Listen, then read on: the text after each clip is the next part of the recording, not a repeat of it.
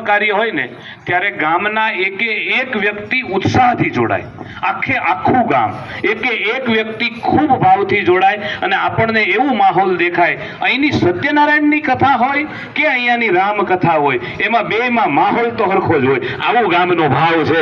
એટલે આ વિશેષ આનંદ એ પણ અમને છે અને વિશેષ એ પણ ખૂબ આનંદ થયો. અને આરોગ્યની દ્રષ્ટિએ પણ અહીંયાના આરોગ્ય મંદિરને સન્માનિત થયું છે રાજ્ય લેવલે સન્માનિત થયું છે. અહીંની જે અક્ષર શાળા છે એ પ્રાથમિક શાળાની અંદર બહુ સારું શિક્ષણ કાર્ય થઈ રહ્યું છે. એટલે આનંદની વાત છે. ફરીવાર આપણે સૌ કૃતાર્થ થયા છીએ ત્યારે પૂજ્ય ભાઈશ્રીને પ્રણામ કરીએ છીએ અને હું રવિરામ બાપુને વિનંતી કરીશ થોડી વાર આપ અમને સૌને કૃતાર્થ કરો એવી વિનંતી છે. સૌ નાસ્તો અલ્પાહારની વ્યવસ્થા છે, ખાસ ધ્યાન રાખજો. આ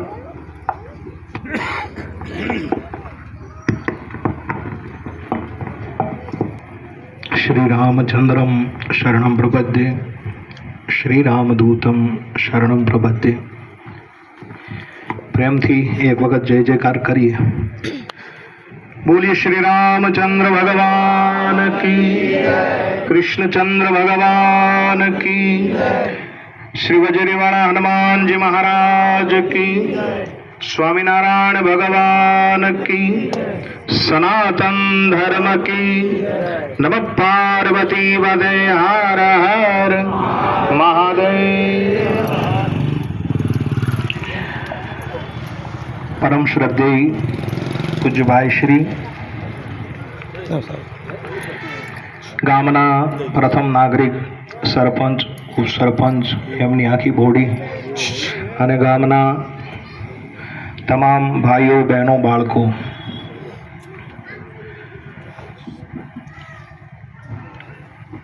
ભાઈશ્રીની નિશ્રામાં બોલવાનો મોકો મળ્યો એનાથી સદભાગ્ય બીજું કાંઈ વિશેષ ન હોઈ શકે.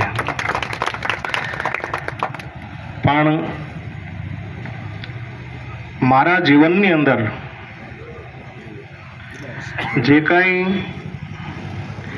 આવા યાદગાર પલો જે ઘટે છે એ બહુ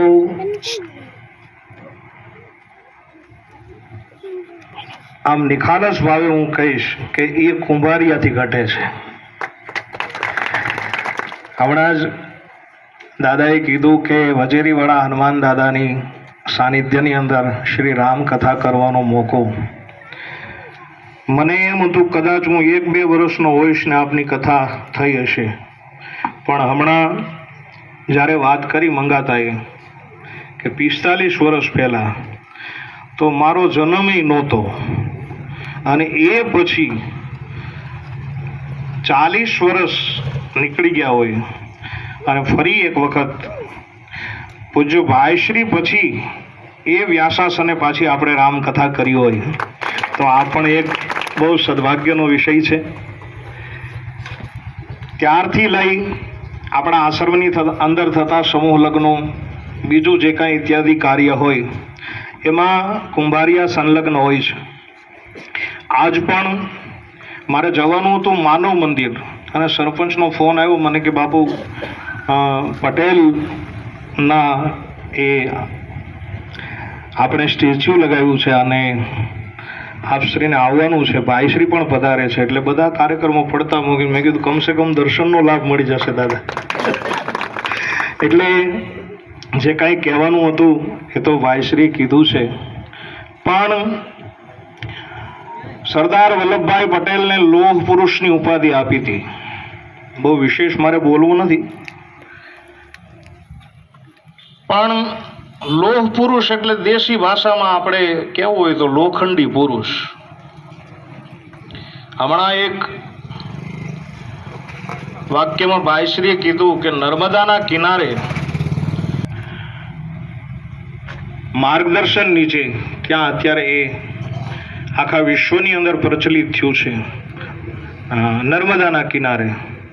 તો મને એવું લાગે છે કે નર્મદાના કંકર એટલા શંકર, અને આ કુંભારિયાની અંદર પણ દાદા એવું લાગે છે કે ત્યાં જેમ નર્મદાના કિનારે જેટલા શંકર ભગવાન છે અને એની સામે સરદાર વલ્લભભાઈ પટેલનું એ સ્ટેચ્યુ છે, એમ આજ કુંભારિયા ગામને પણ લાખ લાખ ધન્યવાદ છે કે અહીંયા આપણો એક ભોળોનાથ બેઠો છે ને એની સામે તમે અનાવરણ કર્યું છે. એટલે આ પણ બહુ સારી બાબત કહેવાય. બીજું કે અનાવરણ પછી પણ સાફ સફાઈની જવાબદારી તમારા ગામની વધશે. અને સાજણાવાવ ગામની અંદર આપણા રાબડાની પાસે જ્યારે સરદાર પટેલ ના જે સ્ટેચ્યુનું અનાવરણ થયું ત્યારે સરપંચ મને મળેલા અને મને મંગાતા એવું વાત કરેલી કે ગામ જો એકત્ર થાય તો આપણે પણ આવો એક વિચાર છે અને ગામ લોકોએ ભેગા થઈ સંગઠન બનાવી અને આજ આ સપનાને સાકાર કર્યું છે. આ ગામને લાખ લાખ ધન્યવાદ આપું છું. અને તમારા ગામની વિચારધારા પણ લોખંડી છે. છેલ્લી એક વાત કહીને મારા વક્તવ્યને વિરામ આપું. કેમ કે દાદા લાણી ટાઈમે ગામને ભેગું કરવું હે નહીં તો હમણાં જ હું મારી નવરાત્રી એક ગામમાં હતા, અમારે બોલાવવા પડતા કે ભાઈ આવો તમે, અનુષ્ઠાનમાં હતું. પણ લાણી ટાઈમે ગામના માણસોને ભેગા કરવા એ બહુ એક લગભગ અશક્ય વાત છે, ન થાય. કેમ કે અત્યારે બધાને કામ હોય, પણ છતાંય આવી લાણી ટાઈમે આખું કુંભારિયા એક છે એટલે આ ગામને હું લોખંડી ગામની જ ઉપાધિ આપીશ. આટલું ગાઈ મારી વાણીને વિરામ આપું.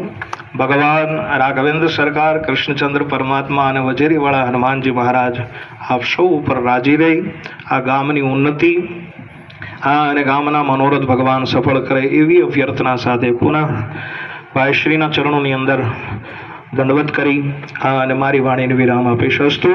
ધન્યવાદ. જય